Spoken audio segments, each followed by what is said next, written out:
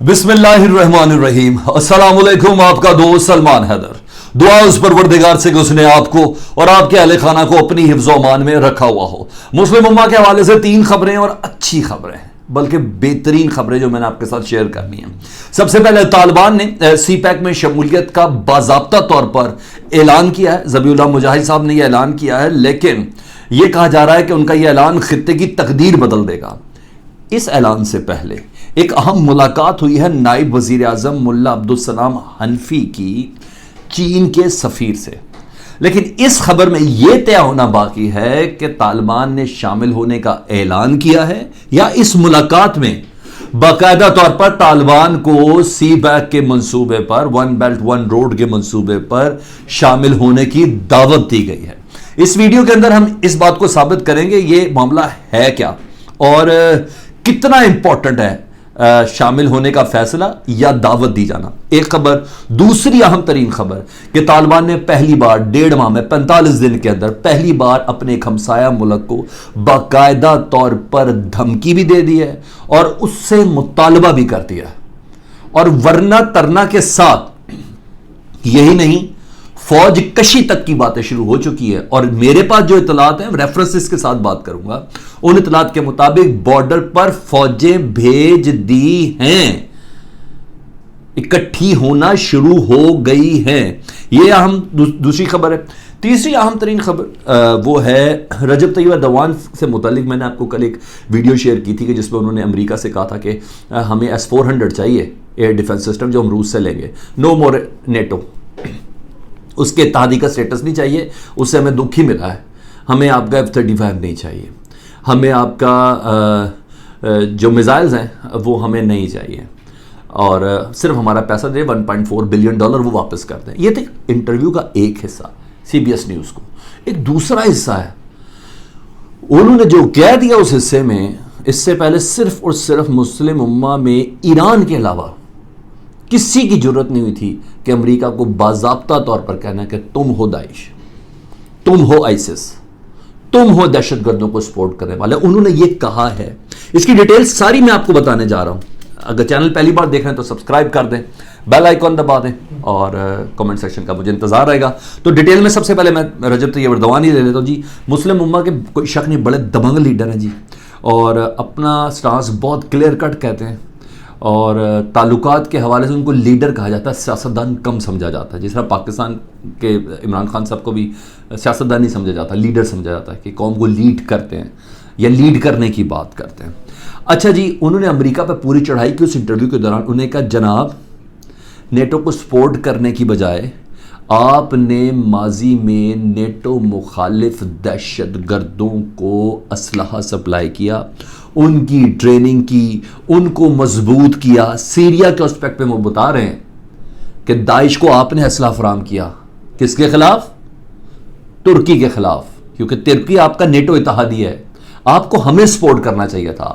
آپ نے کرد اتحاد کو، کردستان کی جو وہ تھی، آپ نے اس کو اسلحے کے انبار لگائے. کس کے خلاف؟ ترکی کے خلاف. انہوں نے کہا بس نو مور نیٹو اتحادی. آپ ہو جو داعش کو سپورٹ کرتے ہو، آپ ہو جو دہشت گردوں کو سپورٹ کرتے ہو، بس انف. اس کلیئر سٹانس کو اس سے پہلے نا میں نے ایران کے منہ سے ضرور سنا ہوا، اور میں تو خیر ویسے بھی میرے ویورز جانتے ہیں کہ میں ہمیشہ سے داعش، ISIS کے ان سب کو امریکہ سمجھتا ہوں، اور امریکہ اور انڈیا، اسرائیل، اس کے علاوہ مجھے کوئی سمجھ نہیں آئی. مجھے آج تک کوئی سمجھ نہیں آئی.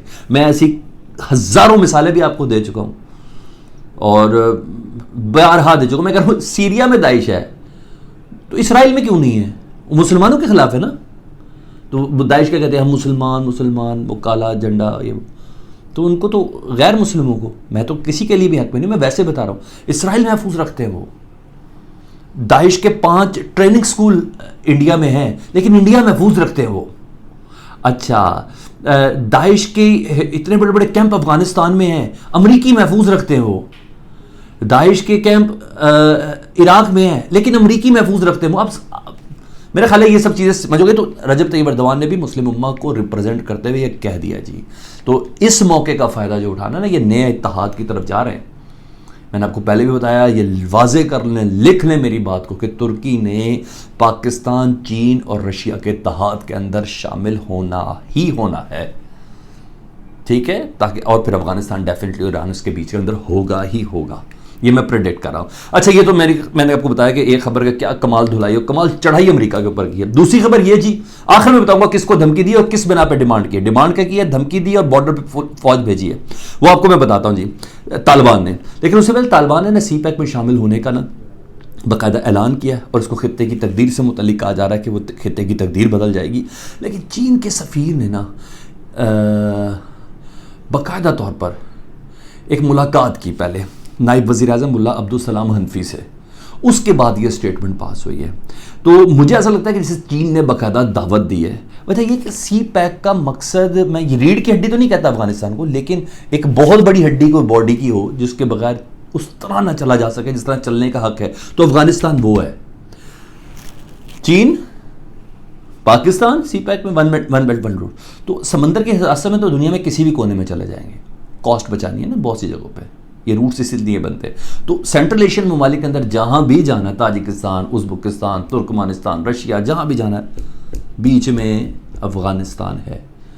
تو طالبان کو منائے بغیر اور پرامن افغانستان کے بغیر سی پیک کا بہت بڑا حصہ کمزور ہو جائے گا. تو اس لیے چین کے لیے, پاکستان کے لیے, اس سی پیک کے لیے, ون بیلٹ ون روڈ کے لیے اگر کہیں امن ضروری ہے نا تو وہ افغانستان کے اندر ہے. نہیں, اگر امن نہیں ہوا تو کیا ہوگا, ان کے کانوائز پر اٹیک ہوا کریں گے, ان کے جو مال بردار جو گاڑیاں ان کے اوپر اٹیک ہوا کریں گے, یہ سب ہوا کرے گا. اس لیے بہت ہی امپورٹنٹ ہے طالبان کے لیے. تو دل اور درد ہم سب رکھ ہی رہے ہیں, چین وغیرہ ہم سب کے لیے ویسے بھی بہت امپورٹنٹ ہے. ایون چابہار والا جو معاملہ ہے نا, وہ بھی اس نے بھی ادھر سے جانا, جس میں ایران بھی شامل ہو چکا ہم لوگوں کے ساتھ, اس نے بھی افغانستان بہت امپورٹنٹ ہے, یہ آپ نے ذہن میں رکھنا ہے.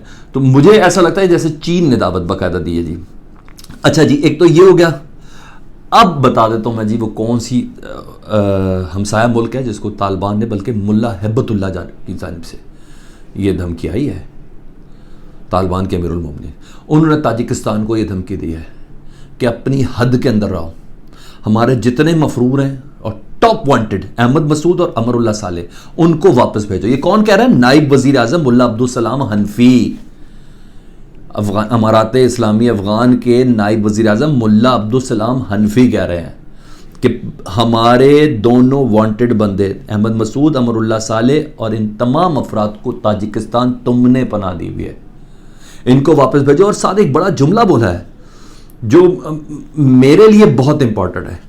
انہوں نے کہا اس کے علاوہ یہ ذہن میں رکھنا کہ ہر عمل کا ایک رد عمل ہوتا ہے, جو تم کر رہے ہو نا تاجکستان, اس عمل کا ایک رد عمل ہوگا, اس کے لیے تیار ہو. اور جو میرے پاس افغان اردو اور امارات اسلامی کی ویب سائٹ سے متعلق میں آپ کو بتا رہا ہوں خبریں, تاجکستان کے صدر کا, وزیر اعظم عبدالسلام حنفی کہہ رہے ہیں, نائب وزیر اعظم, تاجکستان کے صدر کا کوئی اختیار نہیں کہ وہ ہمارے ملک کے اندرونی معاملات میں دخل اندازی کرے. یاد رکھنا ہر عمل کا رد عمل ہوتا ہے. یہ دھمکی دی, اور صرف دھمکی نہیں دی, آپ کو یہ بھی بتا دیتا ہوں, طالبان نے تاجکستان اور افغانستان کی سرحد پر فوجیوں کو تعینات کرنا شروع کر دیا ہے. ٹھیک ہے, تو یہ 2 وانٹڈ مانگے انہوں نے, اور ورنہ ترنا کے ساتھ مانگے. اور میرا خیال ہے کہ اس وقت سب سے زیادہ امپورٹنس جو بن گئی ہے نا پاکستان کی بنی ہے. یہ تصفیہ, یہ معاملہ پاکستان ہی حل کرائے تو کرائے. احمد مسعود اور دوسرا جو شخص ہے امر اللہ صالح, ان سے متعلق اگر کوئی جان بچائی کروا سکتا تو میرا خیال ہے, کیونکہ رحمانوف صاحب سے ملاقات جب دوشنبے میں ہوئی تھی نا, تو یہ طے ہوا تھا کہ ہم طالبان سے بات کر رہے ہیں, تو کوئی تصفیہ کرائے تو پاکستان کا کردار بہت زیادہ امپورٹنٹ ہے. مجھے ایسا لگا. بہرحال یہ ایک سیریس پوزیشن ہے کہ ہم سایہ ملک کے ساتھ اس طرح معاملہ سیدھا ہو گیا اور ڈیمانڈ کر دی گئی ہے کہ ہمارے بندے لا کے دیں, اور ہر عمل کا ایک رد عمل ہوتا ہے, جواب دینے کی پورا انہوں نے حجتیں تمام کی ہیں. آپ کو کیا لگ رہا ہے کس کا کردار زیادہ اہم ہوگا, یہ کیا ہونے جا رہا ہے؟ کمنٹ سیکشن میں مجھے آپ نے ضرور بتانا ہے. اب تک لیے اتنا ہی. ویڈیو اچھی لگی تو شیئر ضرور کیجیے گا. پھر سے کہتا ہوں چینل سبسکرائب کر دیں. اپنا خیال رکھیں. اللہم صلی علی محمد و آل محمد.